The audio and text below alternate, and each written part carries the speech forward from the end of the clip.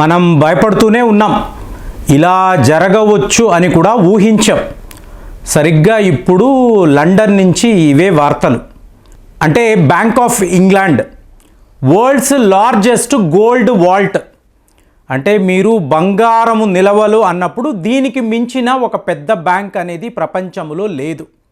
కానీ ఇవాళ వార్తలు ఏమిటంటే వాళ్ళు అంటే ఒక దేశము వాళ్ళ దగ్గరికి వచ్చి మా బంగారము కొంత మేము విత్డ్రా చేసుకుంటాము, అంటే మన బంగారం అండి, మన బంగారాన్ని మనం విత్డ్రా చేసుకోవాలని అనుకుంటున్నాం అంటున్నప్పుడు వాడు ఏంటంటే మామూలుగా 72 అవర్స్ టైం తీసుకుంటాడు. ఒక 72 గంటల తర్వాత మీ బంగారాన్ని మీరు తీసుకెళ్ళండి అని ఇచ్చేస్తాడు. ఇంతంత పెద్ద బార్లు అంటారు, ఇంత ఉంటాయి. ఒక మీకు ఎలా చెప్పాలంటే బ్రిక్స్ అంటారు చూసారా, గోల్డ్ బ్రిక్ అని అనొచ్చు. అంత సైజులో బంగారాన్ని వాడు ఇస్తాడు. కానీ ఇవాళ మనం వెళ్ళి అడిగితే నెల రోజులు పట్టొచ్చు, 45 డేస్ పట్టొచ్చు, ఇంకా 60 డేస్ పట్టొచ్చు అని కూడా కొన్ని దేశాలకు చెప్తున్నాడు. దాంతో అందరికీ కూడా డౌట్, బ్యాంక్ ఆఫ్ ఇంగ్లాండ్ క్రైసిస్లో పడిందా? అంటే మన బంగారము వాడి దగ్గర లేదు, ఉన్నట్టుగా చెప్తున్నాడు, ఇప్పుడు అప్పుడు అంటున్నాడు కానీ బంగారం ఇవ్వడం లేదు. ఎందుకు ఇలా చేస్తున్నాడు? ఇదే పరిస్థితి దుబాయ్లో లేదండి. దుబాయ్లో కూడా ఇలాంటి వాల్ట్ ఉంది. షాంఘాయ్ చైనా దొంగలకంతా చాలా పెద్ద దొంగ. చైనా వాడి వాల్ట్లో కూడా మీరు వెళ్ళి అడిగారంటే షాంఘాయ్ గోల్డ్ వాల్ట్ వాళ్ళు కూడా ఇచ్చేస్తున్నారు. స్విస్లో ఇప్పుడు స్విట్జర్లాండ్లో కూడా మీకు బంగారం విషయంలో ఎటువంటి లాజిస్టిక్ ప్రాబ్లమ్స్ లేవు. కానీ బ్యాంక్ ఆఫ్ ఇంగ్లాండ్ వచ్చేటప్పటికి ఏదో వీళ్ళు ఒక నాటకం ఆడుతున్నారు. అంటే వాళ్ళు చెప్పే రీజన్స్ చూసారనుకోండి, సిల్లీగా ఉంది. ఇప్పుడు మీరు స్విట్జర్లాండ్ అన్నారనుకోండి, ఒక మొబైల్ ఫోన్ సైజులో బంగారం ఉంటుందండి. సో దానిని ట్రాన్స్పోర్ట్ చేయడం చాలా ఈజీ. మీకు ఒక దగ్గర నుంచి ఇంకొక దగ్గరికి తీసుకువెళ్ళడం అనేది అంత బరువు ఉండదు. కానీ మా బ్యాంక్ ఆఫ్ ఇంగ్లాండ్లో ఉండే వాల్ట్ ఉంది చూసారా, ఇంతంత సైజులో బంగారం ఉంటుంది. మా లేబర్ వాళ్ళు చాలా కష్టపడుతున్నారు, పైకి ఎక్కి తీయాలి.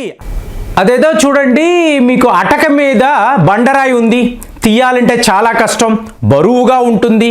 సో మాకు ఇక్కడ మెడ నొప్పి రావచ్చు, ఇలాంటివన్నీ చెప్తారు చూసారా, అలా చెప్తున్నాడు.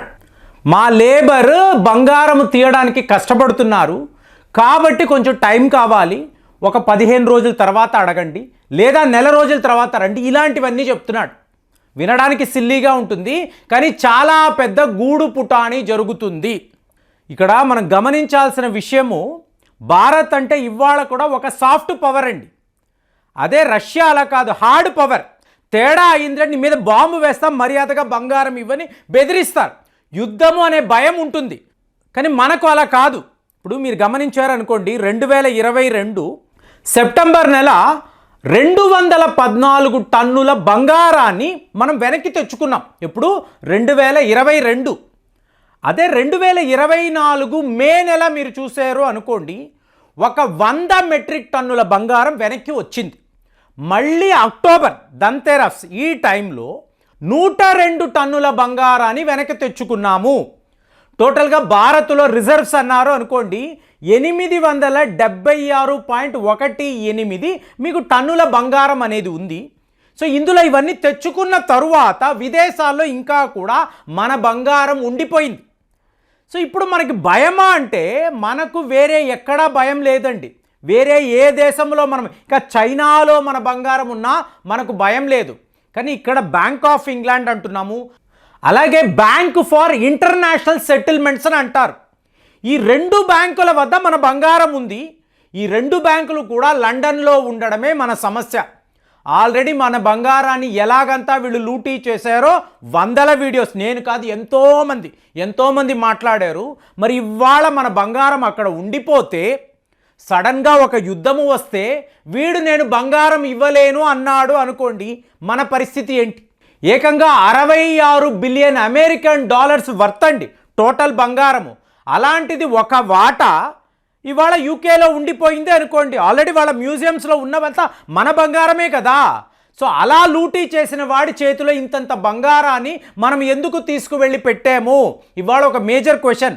సో మోదీ గారు రావడము దీని మీద ఒక కమిటీ వేయడం, ఆర్బీఐ గవర్నర్ని పిలవడం, మన బంగారం ఇంకా ఎందుకండి అక్కడ ఉండడం అంటే ఆ టైంలో మనం తీసుకువెళ్ళి ఇలా పెట్టేమండి, మనల్ని మనం కాపాడుకోవడానికి ఈ ప్రయత్నాలు చేశాము.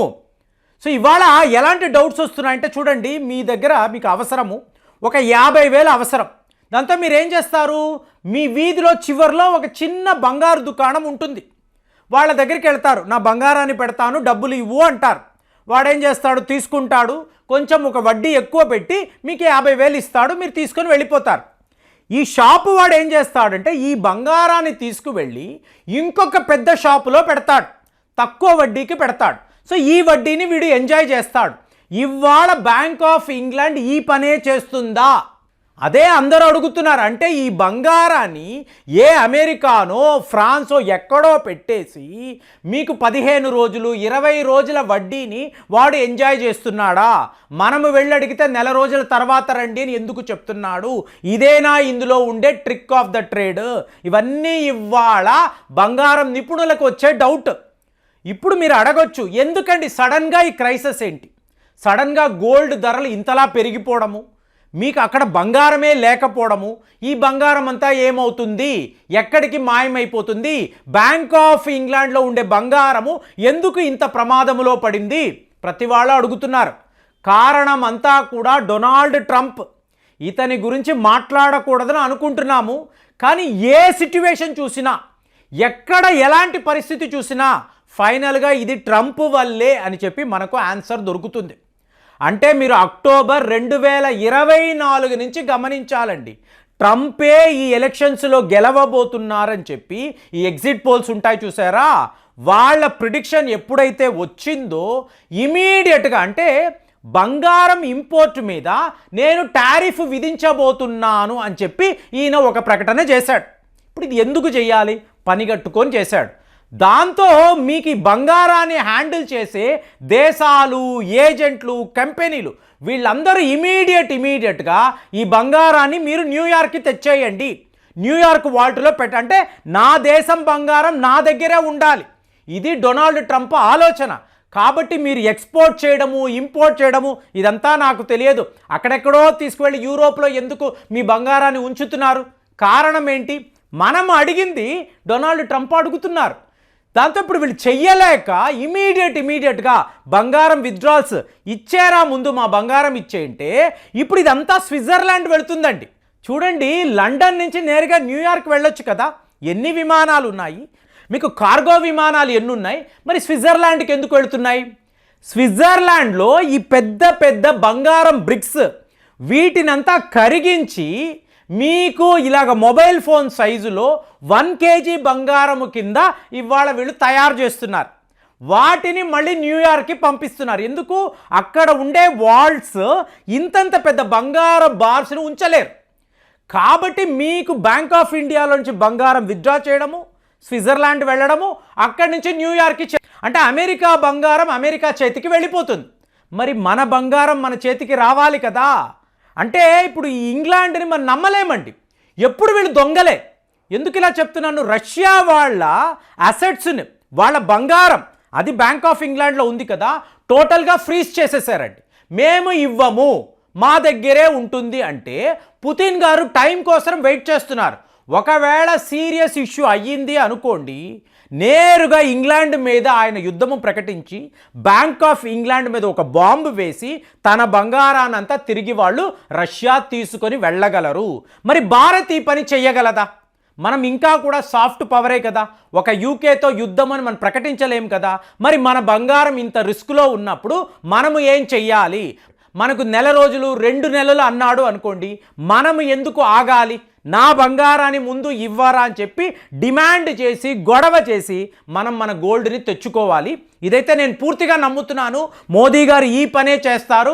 వాడెవడో నేను ఇప్పుడు ఇవ్వలేను అంటే సరే అనే పరిస్థితి ఇప్పుడు లేదు, మా బంగారాన్ని ఇచ్చేయి అని చెప్పి మనం ఖచ్చితంగా కూర్చుంటాము. మరి మీరు చెప్పండి, మన గోల్డ్ ప్రమాదంలో ఉన్నప్పుడు భారత్ దీనికి వెతికే సొల్యూషన్ ఏంటి?